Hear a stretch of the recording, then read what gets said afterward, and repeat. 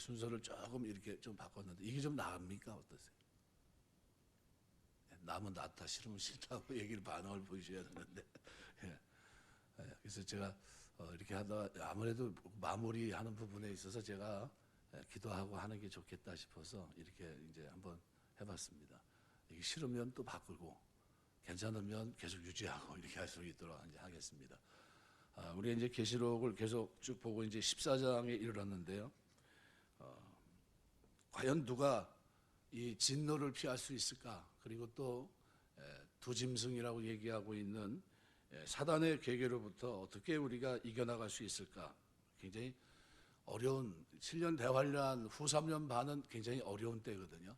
그때는 뭐 별의별 일이 다 일어날 텐데 그때 어떻게 해야 될까? 그런데 놀랍게도 14장에서는 그 부분을 다루면서 시온산에서 승리의 노래를 부르는 하나님의 백성들의 아름다운 모습을 기록해 놓고 있습니다. 계시록 6장 11절에 보면 그들의 진노의 큰 날이 이르렀으니 누가 등이 서리요 이렇게 얘기하거든요. 그런데 7장 1절에서 17절에서 보면 인침받은 14만 4천 명이 등장하고 그리고 하나님을 찬양하는 아름다운 모습이 조명되어 있습니다. 근데 이런 패턴이 그대로 12장 13장에서는 사단을 상징하는 붉은 용, 두 짐승이 교회에 대한 핍박을 묘사하고 있는데 뭐 아무도 살 사람이 없는 것 같아요. 이겨나갈 사람도 없고 너무나 힘들고 고통스러운 때인데 근데 14장에서는 그토록 철저한 사단의 핍박 가운데 하나님께서 어떻게 당신의 교회를 보호하시는지를 분명히 보여주고 있습니다.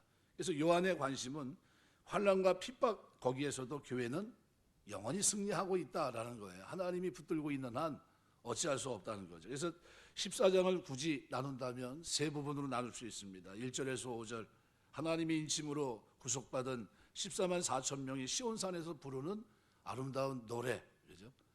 또 6절에서 13절에 보시면 새 천자가 전하는 큰 성 바벨론의 멸망, 우상 숭배자들에 대한 진노의 심판 이 경고를 하고 있고요. 14절에서 30절까지 보시면 다른 새 천사가 보여주는 그리스도와 천사에 의한 마지막 추수와 심판의 장면입니다. 그러니까 하나님은 하나님이 택한 구속한 값을 치르고 산 백성들을 어떻게 반드시 붙드시고요 승리하게 하십니다. 그래서 여기 오늘 14장 1절에 보면 또 내가 보니 보라 어린 양이 시온산에 섰고 토 아르니온이란 단어인데요. 계시록 13장 11절에서 새끼 양을 얘기할 때 아르니오라는 단어를 썼는데 땅에서 나온 두 뿔 짐승을 연상시킵니다. 이때 이 새끼 양과 여기 나오는 어린 양은 다릅니다. 그러니까 이 어린 양은 계시록 5장 6절에 보면 일찍 죽임을 당한 것 같더라 얘기했던 어린 양입니다. 바로 십자가에서 죽으시고 부활 승천하심으로 사단에 대한 승리를 쟁취하신 예수 그리스도를 지칭하고 있습니다. 그러니까 여기서 예수 그리스도라고 예수 그리스도 신학 이것을 강조할 수 있는 이유는 여기 정관사 토가 앞에 붙여 있습니다. 토 아로니오 이렇게 되어 있습니다. 이게 무슨 얘기냐면 정관사가 붙었다고 하는 건 뭡니까? 완전히 인격체를 얘기하는 거죠. 그러니까 그가 거기에다가 또 뭐가요? 그가 서 있는 곳이 시온산도 토 오르스 시온 이렇게 되어 있습니다. 그러니까 이것도 결국 무슨 얘기를 하고 있냐면 이 시온산도 예루살렘 동남쪽 등성이의 기드론과 두로 배온 골짜기 사이에 봉우리를 말하는데요. 물론 솔로몬이 거기서 성전을 세웠고 예루살렘 성을 짓고 지배한 이후로는 예루살렘으로 지칭하는 명칭이 됐는데요. 상징적으로는 시온산은 하나님이 계신 곳을 상징합니다. 시편 2편 6절, 또 시편 50편 2절 보면 내가 나의 왕을 내 거룩한 선 시온에 세웠다 하시로다. 시편 50편에도 보면요. 온전히 아름다운 시온에서 하나님이 빛을 비추셨도다. 이게 하나님이 계신 곳을 말합니다. 그러니까 요한은 결국 승리하신 어린 양 예수께서 새하늘 새 땅, 새 예루살렘에 서 있는 종말론적인 모습을 목격하고 있는 겁니다. 그래서 히브리서 12장 22절에 보면 그러나 너희가 이른 곳은 시온산과 살아계신 하나님의 도성인 하늘 예루살렘과 천만 천사와 이렇게 평하고 있거든요. 결국 베드로 후서를 지금 새벽에 쭉 묵상하고 있는데 우리가 더하면 주시리라, 그죠? 뭘 더합니까? 믿음으로 시작해서 믿음의 거기 지식을, 절제를, 인내를, 경건의 형제의 사랑을 더하면, 그럼 뭐예요? 이 새하늘과 새 땅에 들어감을 넉넉히 너희에게 주시리라, 이렇게 되고 있거든요. 이건 뭐와 관계되어 있습니까? 믿음이라고 하는 것이 출애굽 모티브를 가지고 있습니다. 이 주제를 가지고 베드로 전후서가 쓰여져 있기 때문에요. 베드로가 그것을 기록하면서 교회는, 신약 교회는 뭡니까? 구약의 모세를 통해서 약속의 땅 가나안을 향해 갔듯이 우리는 천성, 의에 거하는 새하늘과 새 땅을 바라보면서 똑같이 누구의 통치 속에서요? 영원한 목자장이신 그리스도의 인도하심 속에 그가 본을 보이고 쫓아오게 한 발자취를 쫓아 그곳을 향해 같이 갑니다. 누가 갑니까? 우리 성도들이 가는데, 그래서 이 나그네와 행인 같은 이 모습을 표현하면서 히브리서 12장 말씀 같은데 13절에서 16절까지 말씀에서는 바로 그 부분을 설명합니다. 그래서 믿음으로 살아간 그들, 족장들, 그 선민들이 어떻게 살아갔는가. 나그네와 행인이었지만 뭘 바라봤습니까? 상주심을 바라봤습니다. 위를 바라봤고요. 그리고 더 나은 성을 바라봤기 때문에 그들이, 그죠? 그 땅에서 사모하며 살아가거든요. 그런 모습이 결국은 우리 그리스도인들에게 내가 믿음이 있고 하늘에 대한 소망을 가지고 있고, 그 모습은 뭐로 드러나야 됩니까?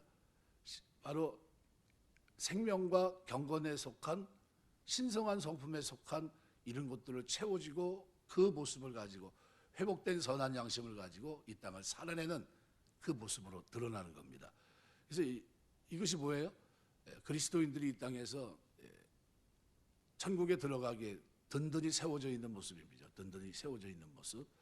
그거를 베드로 후서에서 설명을 하고 있는 겁니다. 그래서 베드로 후서에서 강조하면서 계속 강조하는 게 뭡니까? 이 생각, 그죠? 너희가 지금 어디를 어떻게 구원받았고, 그리고 너희의 목적지가 어디고, 그리고 목적지를 가면서 너희가 갖추고 살아가야 될 삶의 구조 속에 뭐가 있어야 됩니까? 생명과 경건에 속한 능력이 너희의 신앙생활의 핵심이라고 하는 것을 설명하면서 누구를 노아때, 그죠? 일들을 베드로 전서에서도 얘기하고 후서에서도 그 얘기를 꺼냅니다. 유다서에서도 그 얘기를 꺼내요. 공동서신은 그런 공통점이 있다, 여러분이 보시면 되겠고요. 그런 가운데 그리스도인들은 어떻게 살아갑니까? 회복된 선한 양심을 가지고 그렇게 신성한 성품에 참여한 이 더해지는 그 모습을 가지고 살아갑니다. 그래서 내가 믿음이 있다고 하는 것은, 하나님 구원에 대한 지식이 있다고 하는 것은 단순한 뭐예요? 그냥 우리 피상적인 지식, 그걸 얘기하는 게 아니라, 구원에 대한 하나님의 신령한 지식을, 그리고 그리스도를 안다고 하는 이 표현은, 에피그노시스라고 하는 이 단어는 내가 그 그리스도를 알기 때문에 어떻게 해요? 바로 새하늘과 새 땅을 바라보게 되고, 그리고 그 바라보는 그들의 삶에는 뭐가 있습니까? 이 거룩함에 참여한 생명과 경건에 속한 더해가는 그 삶이 그들의 삶에 있다는 거예요. 이것이 뭐예요? 위에 상주심을 바라보며 살아가는 자들의 아름다운 삶의 모습입니다. 그래서 이 모습을 우리가 신앙생활하면서 놓치면 안 됩니다. 왜요? 이것이 우리 그리스도인들의 삶이기 때문에 그렇습니다. 그래서 히브리서 12장에 13절서부터 이렇게 보시면은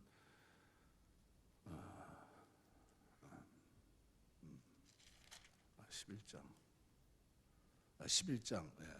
13절에 보시면 이렇게 표현합니다.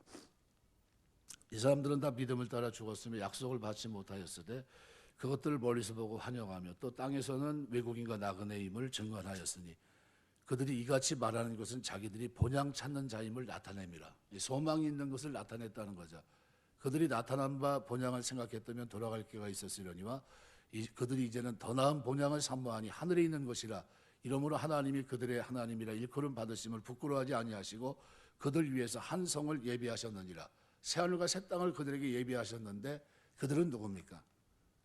본향 찾는 자들을 나타낸 겁니다. 그러면 신성한 성품에 참여한 더하면 주시리라. 이건 뭡니까? 본향 찾는 것을 나타내는 자들의 삶에 생명과 경건에 속한 그 속에서의 자라간 모습의 성장의 모습. 이것이 구원받은 자들의 모습이라는 거예요. 그래서 우리가 그것을 굉장히 중요하기 때문에 그 부분을 자꾸 반복해서 제가 설명을 드렸습니다. 오늘 14장 오늘 계시록 1절에서 5절 보면 이렇게 황제가 핍박을 하고요. 아무리 지배에게 어려움이 와도요. 하나님은 그 백성들을 지키십니다. 그래서 이 시온산이라고 하는 것은 하나님 백성에 있어서는 잊을 수 없는 영원한 도성입니다. 그러니까 시온에 임재하셔서 백성들을 가르치셨고 그들을 지켜주셨습니다. 그래서 이 이스라엘 백성에게 있어서 시온산은 이 세상에서 가장 안전한 곳으로 마음에 새겨진 곳입니다. 근데 오늘 본문에 보면 이 시온산에 주님과 함께 있는 자들이 많이 있습니다. 그래서 1절에 보면 보라 어린 양이 시온산에 섰고, 이건 뭡니까? 승리의 모습이에요. 그와 함께 14만 4천이 서 있는데 뭐예요? 셀 수 없는 허다한 무리를 말합니다. 구원받은. 여기 이거를 문자적으로 해석하면 안 돼요. 그죠? 구원받는 사람이 14만 4천이다. 그 안에 들어가야 된다. 이렇게 얘기하는 사람이 있으면 그건 다 뭡니까? 다 이단이에요. 12 곱하기 12 곱하기 1000입니다. 그럼 14만 4천인데요. 이거는 상징적으로 뭐예요? 셀 수 없는 허다한 무리를 얘기해요. 그러니까 시온산에 주님과 함께 서 있는 사람이 많은데 보라라고 하는 것은 아주 놀라운 것을 봤을 때 사용하는 감탄사인데요. 본 게 뭡니까? 어린 양이 시온산에 섰다는 거예요. 어린 양이. 어린 양이 누구냐? 아까 얘기한 대로 토아르니온. 그러니까 이 어린 양은 일찍 죽임당했던 것 같은데 이제는 어떻게 해요? 십자가에서 죽으시고 부활 승천하시고 사랑에 대한 승리를 쟁취하신 예수 그리스도를 의미합니다. 그래서 이 예수 그리스도가 이제 어떻게 해요? 시온산에 섰다는 것은 뭡니까? 승리예요, 승리. 그러니까 지금 여기서 하나님 백성들은 그들과 함께 서 있습니다. 그러니까 요한은 이 세상에 완전한 짐승의 지배하에 들어간 것을 봤고 모두 다 손에 666표를 받는 걸 봤는데 어디를 봐도 다 어때요? 희망이 전혀도 보이지 않습니다. 황제 숭배 물결이 온 세상을 덮고 있습니다. 멸망에 가증한 것들입니다. 근데 인간을 절대 숭배하면 안 되는데 죽음의 위협 속에서 어떻게 해요? 많은 사람들이 무너지고 있습니다. 그런데 오직 경배받으실 분은 누구예요? 어린 양이신 하나님 한 분밖에 없는데 그런데도 불구하고 로마 황제가 그 권력을 믿고 온 세상으로 하여금 자기를 숭배하게 하고 그렇게 하지 않는 그리스도인들은 잡아 죽이고 물건도 함부로 사고 팔지 못하게 하는 이런 어려움 속에 있었습니다. 그런데 놀라운 것을 보게 돼요. 로마의 압박, 핍박에 전혀 영향을 받지 않는 곳이 있습니다. 바로 거기가 뭡니까? 시온산입니다. 시온산. 주님이 서 계시고 그와 함께 구원받은 14만 4천 셀 수 없는 허다한 구원받은 무리가 함께 서 있습니다. 시온산은 문자 그대로 예루살렘 말하는 것이 아니라 이때는 이미 예루살렘은 파괴됐을 것이라고 믿어집니다. 그러면 여기 주님이 서 계신 시온산은 어디를 말하는 겁니까? 신약 교회를 말해요. 신앙 공동체, 에클레시아 바깥에서 불러내서 세상에서 불러내서 피로 값주고 산 하나님의 자녀들을 얘기하는 거죠. 이거 더 이상 구체적인 장소로서의 시온산에 의미를 두지 않습니다. 예수님께서는 수가성 여인에게 더 이상 예루살렘에서 예배하지 않아도 된다 말씀하셨어요. 구약 선지자들은 여러 곳에서 시온성이 회복될 것이라고 예언했습니다. 그런데 눈에 보이는 성전의 회복이 아닙니다. 역사적으로 가장 어리석었던 일 가운데 하나가 뭐냐면요, 중세 때 많은 기독교 국가들이 함께 십자군을 조직해서 문자적으로 시온산을 회복하기 위해서 회교와 싸웠던 때입니다. 얼마나 많이 죽었습니까? 무지한 거죠. 주님이 함께 하시는 시온산은 뭘 가리킵니까? 신약 구원받은 공동체를 가리켜요. 신약교회, 신앙의 공동체입니다. 구약의 선지자들이 고대했고 주님이 지금 성도들과 함께 서 계시는 시온산은 바로 성도들이 모인 믿음의 공동체입니다. 그리고 그 증거가 어디 있습니까? 사도 바울은 고린도 교회를 향해서 그들이 바로 성령이 거하는 전이다 그랬어요. 성령이 거하는 전, 하나님의 전이라고 말한 겁니다. 그리고 범죄한 자를 이 공동체에서 내어 쫓는 것을 사단에게 내주는 것으로 표현합니다. 사단에게 내주는 것. 죄를 졌는데 그걸 누구에게 내줘요? 사단에게 내주는 거로. 히브리서 12장 22절. 그러나 너희가 이런 것은 시온산과 살아계신 하나님의 도성인 하늘의 예루살렘과 이렇게 얘기합니다. 우리 이 말이 금방 이해가 되지 않습니다. 왜냐하면 교회야말로 이 세상에서 가장 공격받는 곳이고 로마 황제가 가장 노리고 있던 곳이 어디입니까? 교회입니다. 물론 교회가 사람들을 지켜주지 못할 때가 많이 있습니다. 예배를 드리가다 누가 와서 잡아가면 잡혀가야 되고요. 무력으로 쫓아내면 쫓겨가야 됩니다. 근데 그 공동체 자체는 강하고 생명력이 있고 그렇지만 안전합니다. 왜요? 사단이 그 안에 있는 자를 잡아가려면 하나님 허락이 있어야 돼요. 하나님 허락. 머리털 하나 상하지 못하게 합니다. 믿음의 식구들이 당하는 고난은 하나님이 허락하셨기 때문이고 하나님의 선한 뜻이 있기 때문에 가능합니다. 예, 오늘의 시호는 말씀 앞에 순종하고 그리고 주님께 복종하는 구원받은 신약 구원을 받은 공동체를 의미합니다. 그래서 여기서 세상에서 가장 안전한 곳이 어디입니까? 바로 여기예요. 환란이 생기면 사단은 뭐부터 공격하냐면요, 교회부터 교회 믿음의 공동체를 먼저 공격합니다. 코로나가 터졌는데 교회만큼 잘한 데가 어디 있습니까? 가만히 생각해 보세요. 교회만큼 방역도 잘하고 마스크도 잘 쓰고 그죠? 간격도 잘 맞추고 이런 데가 세상에 어디 있습니까? 어느 단체가 그렇게 한 게 있습니까? 없어요. 근데 그렇게 잘하고 있는 교회만 핍박해요. 왜 그럴까요? 사단은 믿음의 공동체를 무너뜨리기 원합니다. 사단의 목표는 항상 믿음의 공동체를 깨는 겁니다. 그래서 거기에 있으면 가장 먼저 공격을 받게 돼요.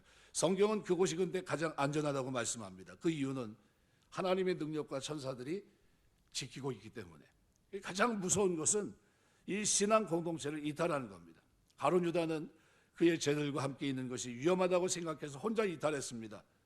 그러나 다른 제자들은 괜찮은데 가룟 유다 혼자만 어떻게 돼요? 자살하고 맙니다.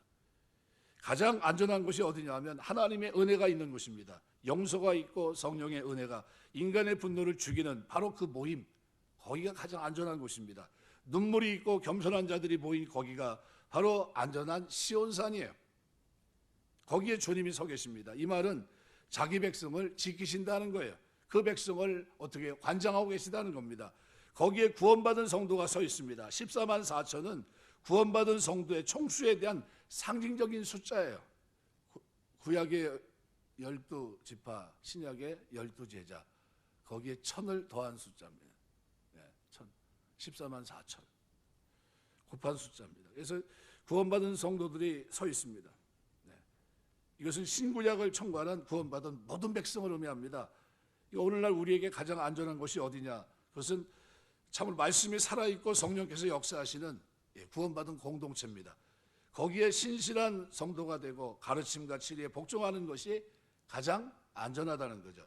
두 번째, 오늘 본문에서는요, 뭘 봐야 되냐면 구원받은 성도의 특징입니다. 로마 황제의 무서운 핍박 가운데 안전하게 지켜주기는 성도의 특징을 크게 나누면 세 가지로 나눕니다. 첫 번째는 정신적인 특징이 있습니다. 오늘 1절 하반절에 보면 그 이마에 어린 양의 이름과 그 아버지의 이름을 쓴 것이 있다. 이 이마에 뭘 썼다고 하는 것은 소유를 인치는 것을 의미합니다. 이 사람들의 이마에 모두 어린 양의 이름, 아버지의 이름이 새겨져 있습니다. 성경에서 인친다는 표현이 나오는데 가장 대표적인 것이 성령으로 인을 치는 겁니다. 이것은 믿는 자에게 주시는 체험적인 확신을 의미합니다. 에베소 1장 13절 말씀해 보시면 그 안에서 너희도 진리의 말씀 곧 너희의 구원의 복음을 듣고 그 안에서 또한 믿어 약속의 성령으로 인치심을 받았으니 그랬습니다. 그러니까 성령을 통한 체험적인 확신을 의미하는 겁니다. 그런데 여기서 이마에 그 이름을 썼다고 하는 것은 그 사람의 머릿속에 분명한 결단이 있다는 거예요. 그는 예수가 누구이고 그의 아버지가 누구신지 아는 지식이 있고 그 지식은 확신으로 차 있습니다. 그래서 어느 누구도 그의 머리에서 그리스도에 대한 참된 지식을 지울 수 없던 그런 걸 얘기합니다. 이마에 그 이름을 썼다는 거예요. 특징적인 것은 아버지보다 예수 그리스도가 더 앞에 나오고 있고 더 강조되고 있다는 겁니다. 이 당시 마귀의 공격은 주로 그리스도의 신성을 부인하거나 깎아내리는 것이었습니다. 그도 인간이었고 예수보다는 황제가 더 우월하고 더욱이 예수는 로마 황제에 의해서 처형된 자가 아니냐 이렇게 얘기했고요. 또 예수를 부인하고 하나님을 불신하는 것은 부인한다 할지라도 그것은 결코 하나님을 부인하는 것은 아니다. 이렇게 속였습니다. 근데 성령은 이들의 마음속에 그리스도를 공경하는 것이 바로 하나님을 공경하는 것이고 그리스도를 부인하는 것은 바로 하나님을 불신하는 것이라고 너무나도 분명한 확신을 이들에게 줬던 겁니다. 시온산에 서 있는 자들은 예수가 누구인지 분명히 아는 사람들입니다. 이마에 쓰여져 있는 이름은 어느 누구도 지울 수 없습니다. 그리스도인은 예수가 누군지 분명히 아는 사람들이에요. 그 이름이 이마에 새겨져 있는 사람들입니다. 눈앞에 있는 고통 때문에 영원한 왕을 부인할 수 없는 자들이고, 바로 시온산에 서 있는 자들이 바로 그와 같은 사람들입니다. 우리가 살아가면서 예수 그리스도가 누군지 여러분이 늘 인식하며 살 수 있는 여러분 되시길 주의 이름으로 축원합니다. 그래서 그리스도를 아는 지식에서 자라가라, 그 지식이 두 가지가 있다고 그랬잖아요. 그죠? 그냥 단순히 아는 거, 피상적으로 아는 거와 제대로 아는 걸 말합니다. 구원에 대한 지식을 제대로 알고 제대로 아는, 그 알다는 이것이 결국 나를 어떻게 합니까? 산소망 가운데 살고요, 생명과 경건에 속한 곳으로 어떻게 삽니까? 거기에 포함되어 있는 신학이 믿음으로 출발해서 사랑이 바탕이 된 삶으로 어떻게 해요? 점점점 발전해 가게 되어 있습니다. 이 모습이 돼요. 그게 아름다운 모습입니다. 두 번째는 구원받은 성도의 특징이 뭐냐 하면 찬양이 있다는 거예요. 오늘도 우리가 찬양을 했는데, 금요일 날 주의 고난을 기억하며 나와서 찬양만 해도 그것이 은혜인 줄 믿습니다. 오늘 우리 사람이 있어서 칭찬하면 안 되는데 우리 이규마 청년이 찬양을 참 인도를 잘해요. 뒤에 있으면 제가 은혜를 많이 받습니다. 너무 감사해요. 찬양을 억지로 하는 거하고요, 자원해서 드리는 거하고는 틀립니다. 하나님 뭘 원하냐면요, 자원하는 거예요. 자원하는. 우리 심령 중심에서 하나님 향해 찬양하는 마음을 쏟아놓을 수 있는 것이 얼마나 있습니까? 일주일 중에 가장 기다리는 시간이 저는 주일 찬양할 때예요. 주일날 찬양할 때, 찬양대가 찬양할 때, 그 다음에 오후에 찬양할 때, 그리고 금요일날 찬양할 때, 수요일날 우리 전사님이 찬양할 때, 그럴 때가 참 좋아요. 왜냐하면 왜 그랬습니까? 찬양은 내가 해야 되는데, 그죠? 더 아름답게 준비가 돼서 찬양하는 걸 보면 하나님, 저 마음이 제 마음입니다, 이렇게 고백할 수 있으니까 얼마나 좋은지 몰라요. 찬양입니다. 이들이 부르는 노래에 힘이 있습니다. 시편 95편 1절, 오라 우리가 여호와께 노래하며 우리 구원의 반석을 향해 즐거이 부르자. 예배서 5장 19절에도 보면 시와 찬송과 신령한 노래로 서로 화답하며 너희 마음으로 주께 노래하며 찬송하며, 찬송합니다. 이게 구원받은 사람의 특징이 뭡니까? 찬송이에요. 이들이 부르는 노래에 우선 많은 물소리가 같고, 맑은 물소리는 아주 힘이 있습니다. 지속적으로 엄청난 소리를 내면서 물이 떨어지는데 다른 소리들은 다 소리에 삼키지고 들리지 않습니다. 그뿐만 아니라 뇌성과도 같아요. 아주 큰 소리입니다. 확신과 자신에 찬 소리예요. 검은 것 소리같이 섬세하고 아름답습니다. 그러니까 이 노래는 하나님 보좌와 천사들 앞에서 부르는 찬송입니다. 그런데 이 노래가 얼마나 신비하고 구속함을 받은 자 외에는 아무도 이 노래를 배울 수가 없고 따라 부를 수가 없었습니다. 이 노래는 누가 부르는 겁니까? 지금 우리가 부르는 노래예요. 세상 사람들은 유행가 부르는데요, 예수 믿는 사람들은 예수님의 구원을 노래하는 이 찬양을 해요. 저는 특별히 찬양을 누구한테 배우고 그런 건 아닌데, 앞에서 우리 최 전사님도 찬양을 참 인도를 잘하고, 이금만 총도 찬양을 잘하는데, 처음 가르쳐 주는 곡을요, 제가 이렇게 쫓아가면서 중얼중얼 쫓아가면 그 다음은 그냥 해요. 멜로디 쫓아가면서 합니다. 은혜 주셔가지고 목소리는 별론데 그냥 쫓아다니는 건 잘 쫓아다닙니다. 제가 그 자신 있다니까요. 중학교 2학년 때 제가 성가대 할 때 제 앞에 앉았던 리틀 엔젤스 김미애라고 앉아있던 그 저희가 그러더라고요. 야, 너는 어떻게 멜로디를 시작해가지고 그렇게 끝나냐 그러면서. 그런데도 저는 잘 쫓아다닙니다. 멜로디만 해도 그냥 잘 쫓아다녀요. 름은 놓치지는 않고 잘 쫓아다닙니다. 원래는 베이스거든요. 베이스가 아니더라고. 제가 보면 베이스가 멜로디 같다 뭐 왔다 갔다 그러다가 끝날 때는 그냥 저 멜로디로 끝나요. 그런데 그걸 앞에서 정확하게 듣고서 뒤를 돌아보면서 그러더라고요. 그래도 참 잘한대요. 뭐 멜로디 놓치지 않고 잘 쫓아간다고. 다 안 하려고 하는데 했거든요, 저도. 근데 이제 그랬는데, 찬양은요, 구원받은 사람이 하는 겁니다.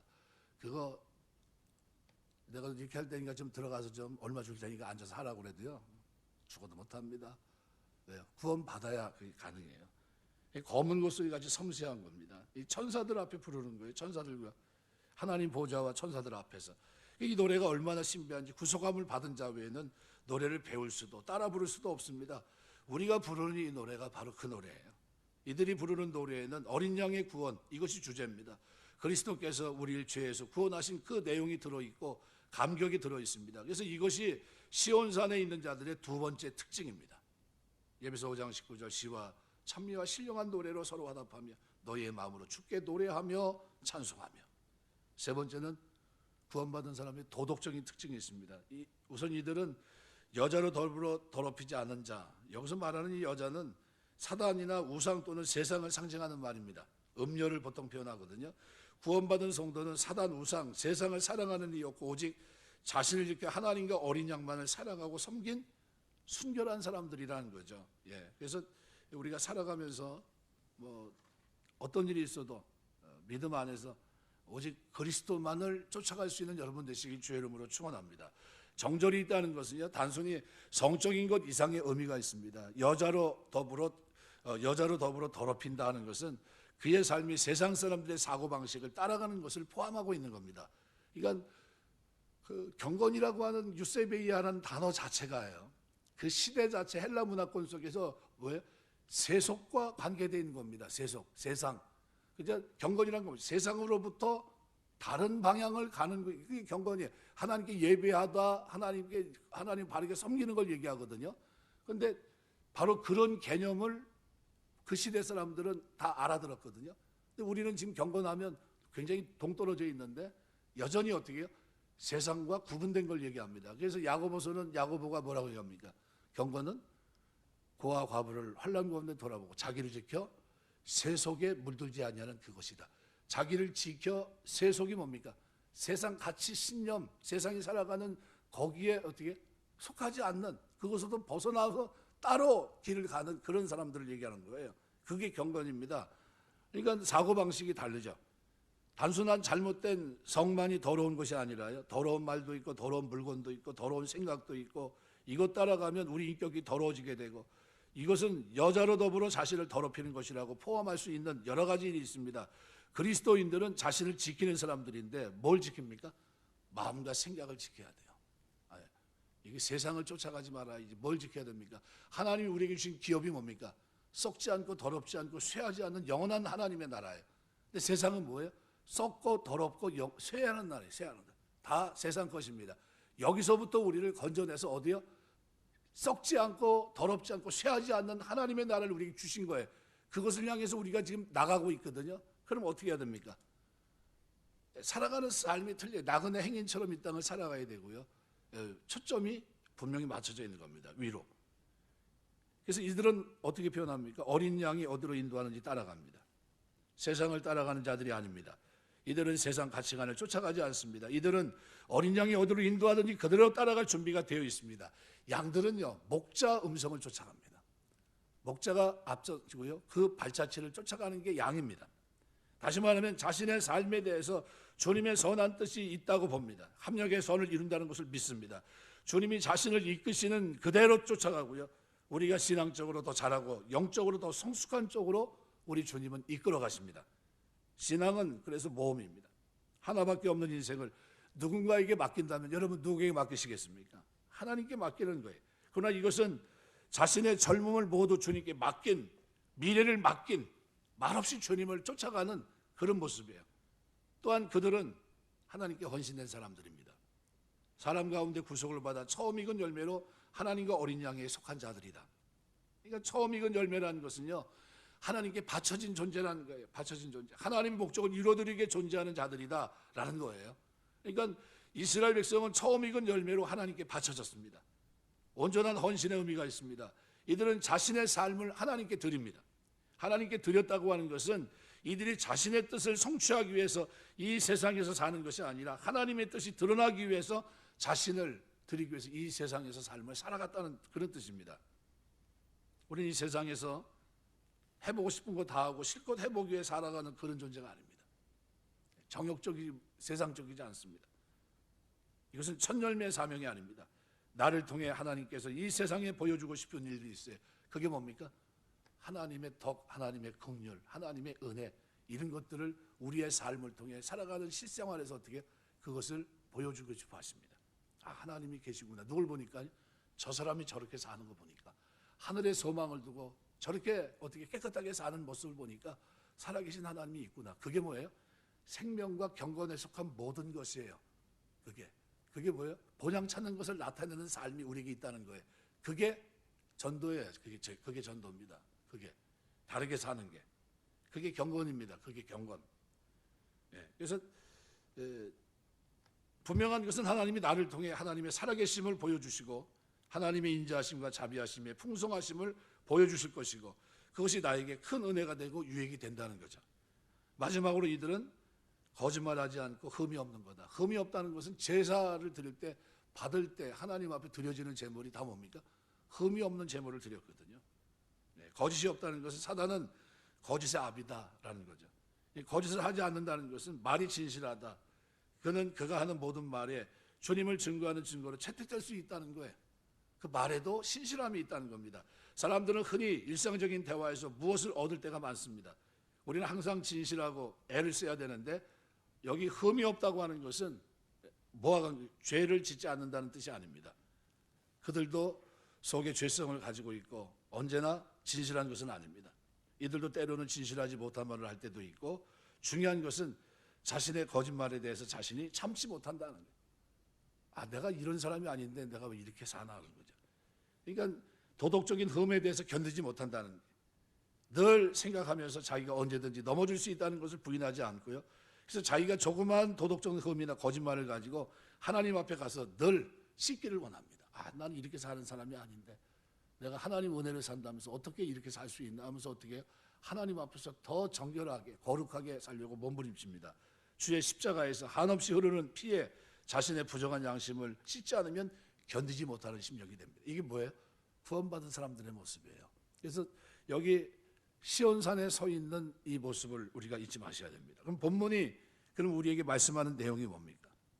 로마 황제의 그 심한 핍박, 로마의 도덕적인 타락에도 불구하고 교회는 전혀 영향을 받지 않고 마치 시온산처럼 그 정열과 거룩을 지키고 있는 것을 보여줍니다. 이 세상을 보면 모두 황제 숭배의 도장을 받은 자밖에 보이지 않는데 과연 황제가 세상의 모든 사람들에게 육체와 정신을 지배한 것 같이 보입니다. 그런데 그것으로부터 벗어나 있는 건재한 곳이 보입니다. 그거 어디입니까? 시온산이에요. 거기는 어린 양이 계시고 그 어린 양 앞에는 이미 어떻게 해요? 거기에 무릎 꿇지 않는 14만 4천 셀 수 없는 허다한 무리 구약과 신약을 통틀어서 구원받은 사람들 피로 값주고 산 하나님의 자녀들이 있는데요. 죄악이 들끓어도 거룩한 백성들이 남아 있습니다. 그들 이마에는 그리스도와 그 아버지의 이름이 쓰여 있고요. 그들은 불평하지 않습니다. 말할 수 없는 기쁨 중에 구원의 감격을 노래하고 찬양하고 있고요. 매 순간 하나님의 지켜주심을 믿는 자들이고요. 세상의 죄악이 그렇게 극심함에도 불구하고 이들은 더욱 거룩하고 순결합니다. 왜냐하면 성령의 능력이 그들을 지키시기 때문이에요.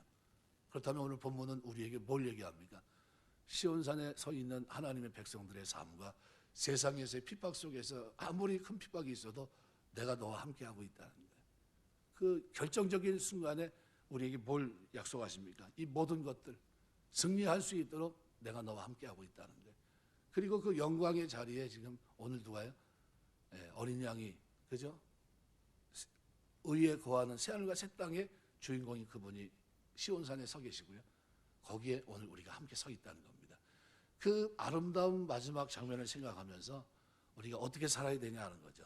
어떻게 살 것인가. 그래서 신앙은요, 산 소망을 잃어버리면 그렇게 살지 못합니다. 무슨 얘기냐면요, 내가 심판이 있고 처음 세상이 무너지고 하나님이 예비하신 의에 거하는 새하늘 새 땅이 다시 온다는 이 사실을 믿지 못하면요, 절대로 어떻게 해요? 산 소망 가운데 살지 못합니다.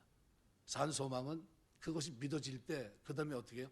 그럼 내가 그 영원한 시온산에 서 있는 어린 양 14만 4천 셀 수 없는 허다한 구원받은 인침받은 그들 무리 속에 있다고 하는 그 사람들은 어떻게 살아가요? 이 땅에 살면서 하나님의 기대했던 그 모습으로, 그죠? 변화된 것을 사모하는 그 모습으로. 그래서 베드로서 3장은 바로 그 부분에서 설명합니다. 경건함과 거룩함을 가지고 주의 나라가 임하기를 간절히 바라보고 사모하라, 이렇게 표현합니다. 그런 모습으로 그 땅을 살아냅니다. 그들의 삶에는 뭐가 있어요? 신성한 성품에 참여한 그 아름다운 모습들이 그들에게 충만하고요. 그들의 입에는 찬성이 있고요. 그들에는 삶에는 확신이 있습니다. 구원에 대한 확신. 그래서 이것이 있으니까요 흔들림이 없어요. 아무리 누가 뭐라 해도요. 우리 세상에서 말하는 가장 큰 두려움이 뭡니까? 죽음인데 죽음 앞에서도 처연합니다. 왜? 이것이 끝이 아니기 때문에. 하나님이 정한 새하늘 새 땅에서의 영광의 자리에 내가 쓸 것을 확신하기 때문에요. 절대 타협하지 않습니다. 믿음을 번복하지 않아요. 내가 가지고 있는 믿음에 대한 확신이 산 소망 가운데 살게 하고요. 그 소망은 나로 하여금 생명과 경건에 속한 모든 것으로 충만한 모습으로 이 땅을 살게 합니다. 그 모습이 경건이에요. 유세베이야. 경건. 우리 살아가면서 하나님 백성답게 이 경건함이 노아 시대 경건하지 못한 사람들을 다 멸하셨고요. 그 장면을 여러분 잊지 마셔야 돼요. 마지막 때도 똑같습니다. 그래서 경건함과 거룩함은요 생명입니다. 생명. 이거 뭘 바라는 거예요? 새하늘과 새 땅을 바라보는 사람들의 생명력 있는 모습이 그거예요. 경건함, 거룩함. 이 축복이 저와 여러분에게 늘 있어서 끊임없이 깨어서 흔들림 없이 변함없이 하나님만 믿고 신뢰하며 산 소망 가운데 믿음의 경주를 끝까지 할 수 있는 믿음의 사람 다 되시길 주의 이름으로 축원합니다. 기도하겠습니다.